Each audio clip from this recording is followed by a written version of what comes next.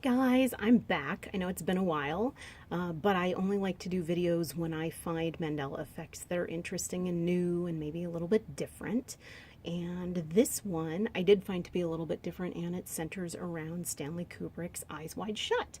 It's actually one of my favorite Kubrick films, filled with all sorts of detail and, of course, varying and sundry conspiratorial elements to it. But in any case, I had the privilege of watching it relatively recently again, and one of the key scenes that I could swear I remember a certain way is no longer a certain way. And that is when he stumbles upon the prostitute Domino. And essentially, this is after he and Nicole Kidman have had their main argument, and he leaves the apartment and he's all mad. And then a bunch of obnoxious frat guys, pass by him and they say, "We have turds bigger than you," blah, blah, blah, blah, blah. Lovely image. And old Dr. Bill Haverford is singing the blues. He's out in the rain and the cold all by himself. It's right before Christmas. And he keeps getting his name confused. Is it Bill Harford? Is it Bill Harverford? Now, that's my little joke because I hear everybody saying it all sorts of different ways. I think it's Bill Harverford, but I've heard people call him Hartford, Harverford. Anyway, that's going to be the next Mandela effect, but that's besides the point. So this scene, of course, encompasses the prostitute Domino, and she approaches him, trying to make him feel a little better because she's psychic. And she basically says, "Hey, want to have a little fun?" And they walk across the intersection. She's walking backwards, being all flirty, and I could swear all the other times I've watched Eyes Wide Shut before, she always says, "My name is Domino." She introduces herself to him. This is called exposition. This is called sound narrative flow. But in this version that I watched, she never says her name is Domino in this first and initial scene. She never introduces herself. They just walk in her apartment. It's all Christmassy. And they start to go at it very gently and subtly. Very gently and subtly. Very sexily.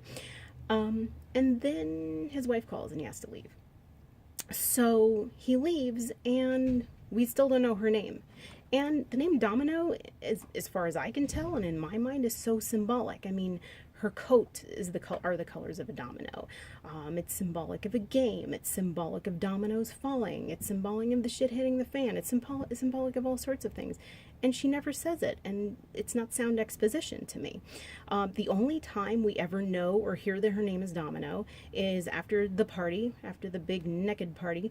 He goes back to Domino's apartment. They still have the Christmas lights up, so I guess, the audience, if they weren't paying attention or were stoned while they were watching the aforementioned scene, could probably figure out that it was hers. But then again, all the women have red hair and they all look the same, so sometimes it's not exactly the same, but sometimes it's hard to tell.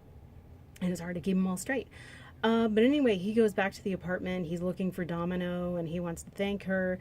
The roommate basically says, yeah, she's got the AIDS, and she seems unusually happy about it. Not only that, she and Tom Cruise start to flirt with each other, which is a little odd if somebody has AIDS, but, that's the nature of the movie.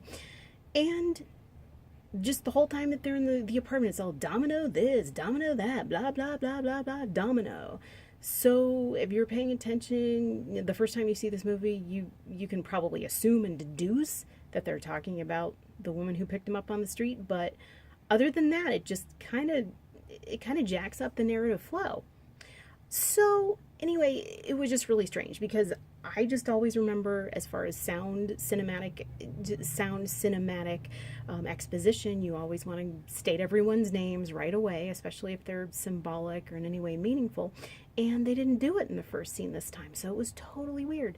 And that's my main thing, because I always remember that having been done before. So I don't know if it's a Mandela effect. I don't know if I just watched it wrong or if it made too much of an impression in my mind after having watched it. They're like, "Oh yeah, her name is Domino."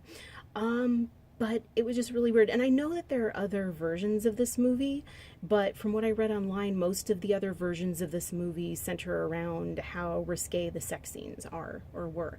They probably wouldn't leave out that bit of exposition that my name is Domino. And the whole rest of the scene did not look any different as far as from what I remember when she did say her name Domino. So she's omitted her name, which is Domino. Again, I don't know if this is a Mandela effect, but I would be very curious to know what y'all think, and I look forward to reading your comments. Thanks so much, guys. Have a great day.